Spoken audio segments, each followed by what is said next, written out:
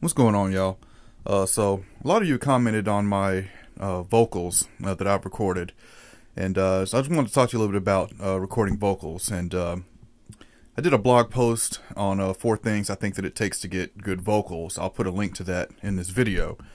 But one of the things is a microphone, a good mic pre, and most importantly, a booth or room that's designed for vocals. So I'm in Omni Sound Studios. This is the studio that I've been doing all my vocals at this year. And when you record in a booth, something that's designed for vocals, your vocal is going to come out a lot better. I don't record in a bedroom or closet. Now, I'm not saying that you can't get good vocals in a bedroom or closet, but it's not designed for that. And you can see in this room that this room is not that big. So most of my work is hip hop, rap, R&B, where I'm just tracking vocals. So if I'm just tracking vocals, I don't need the big console. I don't need a huge room. I just need a Pro Tools system and a good booth. And so I'm going to show you the next studio over.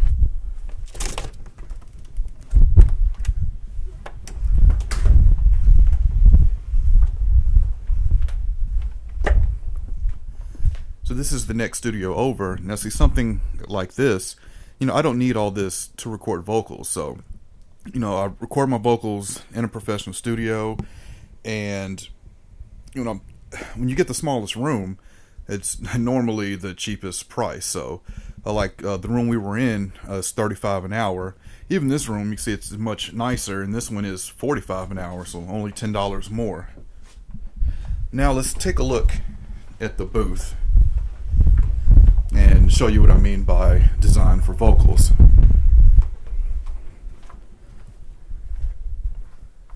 So here we are in the booth, and so it can be completely dead, let me shut the door.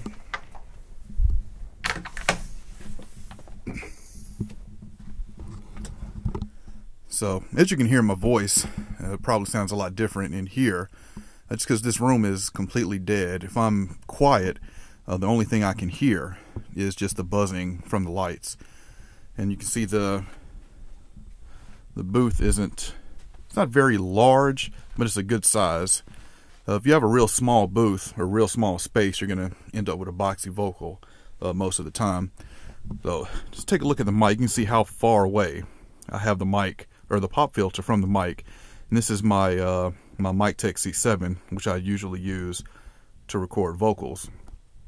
So I like to get my pop filter for a start about 6 inches away, and this front part of the mic here is what's called the capsule. When you're recording vocals, you want to get the artist right in front of that capsule. Now, not right up on it, but you want to get their mouth lined up with that capsule. The hardest thing about recording vocals is sometimes you can get plosives and strong S's. Dealing with the plosives, a lot of times I just have the person take a step back, and in most cases that will take care of that. As far as the S's, I will tilt the mic back a little bit so it's at an angle, and that way the air from the vocal isn't hitting the capsule right on. So that can help with S's as well as plosives as well. If I'm still getting a lot of S's, I may try a different mic pre or a different microphone if I have to. So we're back here in my studio, and I want to talk more about the microphone now that you've seen where I record. So I've got my Miktech C7 up again, and that's what you're hearing me through. So the most popular mic to record a vocal through is a large diaphragm condenser, like the Miktech C7. You've got dynamic mics, you've got ribbon mics, you've got tube mics, but the most popular one to use is a large condenser, or a large diaphragm condenser microphone. Now, we're here in my mixing room, and as I was saying about a booth, how it's designed for vocals, condenser mics are very, very sensitive. They can pick up everything. If kids are playing outside on my street, I can hear that with a condenser mic. Before I hit record, a car came through with very loud bass, and I was able to hear it through the microphone. The first condenser mic I had it set up in my apartment in Memphis, and I could hear what my brother was watching on TV 2 rooms away. So they're very sensitive, and like I said, for that reason, they're really good used in a booth that's designed for vocals. Now, with the microphone, you've got many different polar patterns that come on microphones. The 3 most popular ones are cardioid, which picks up right in front of the mic, figure 8, which picks up the front and the back of the mic, and omni, which picks up all around the mic. The most popular one to use for vocals is cardioid because you're picking up what's right in front of the mic. I also want to talk a little bit about placement. So you see where I am from the mic. I'm not right up on the mic. I'm a good distance from the mic, maybe 1.5 feet. The pop filter is not right on the mic. Proximity effect is the boost of low end as you get closer to a mic. So if I get closer, you can hear not only has the tone changed, but also the low end has came up too. So as I was saying before, if you get a lot of plosive, you can back up from the mic. Usually recording vocals, this is where I have the artist stand. I'll use this pop filter to keep them back off the mic, not right up on it. Now, in my unboxing of the MikTek video, you'll see that I talked about this PopGuard pop filter, which is great. I love it. However, it's not adjustable, so I can't use it to get someone off the mic a little bit. Where I sit that's just where it is. This, I can move it back, I can move it forward.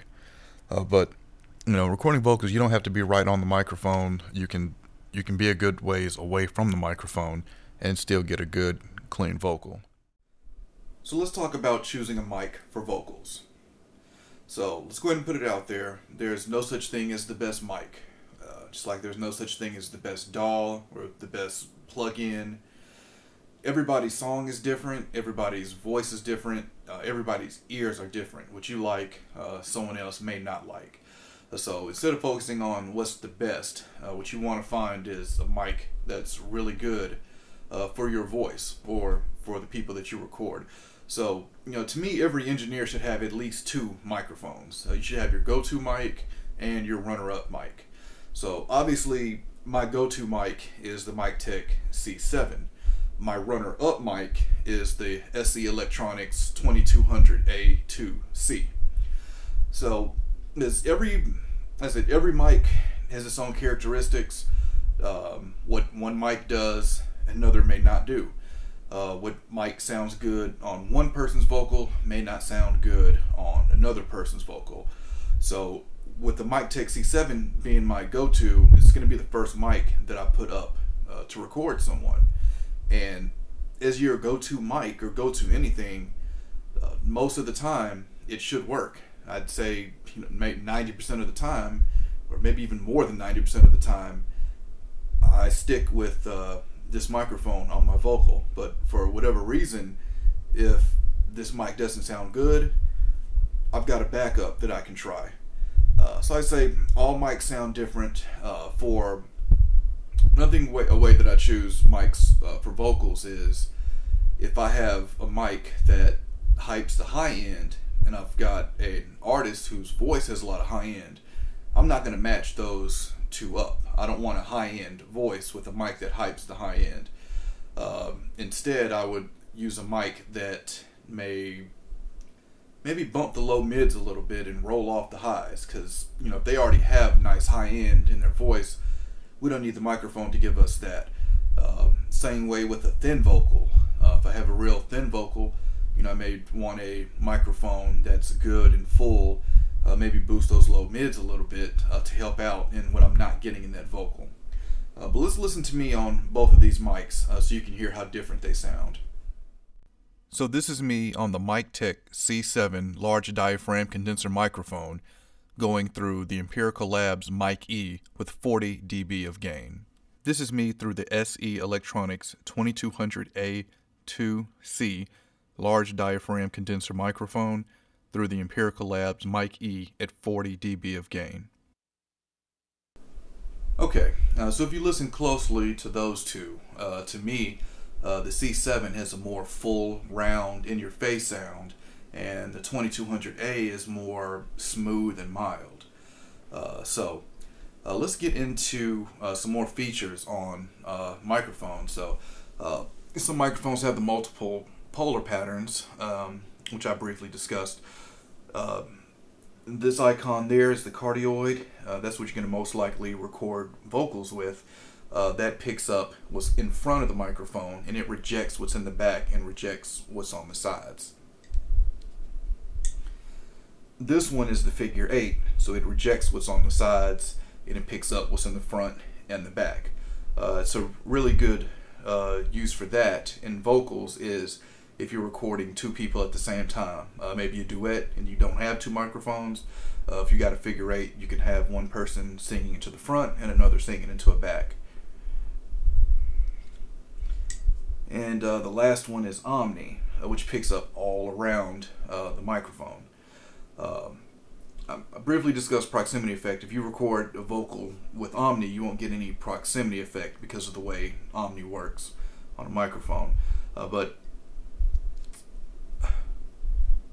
cardioid is what you're going to use more often than not for your vocals.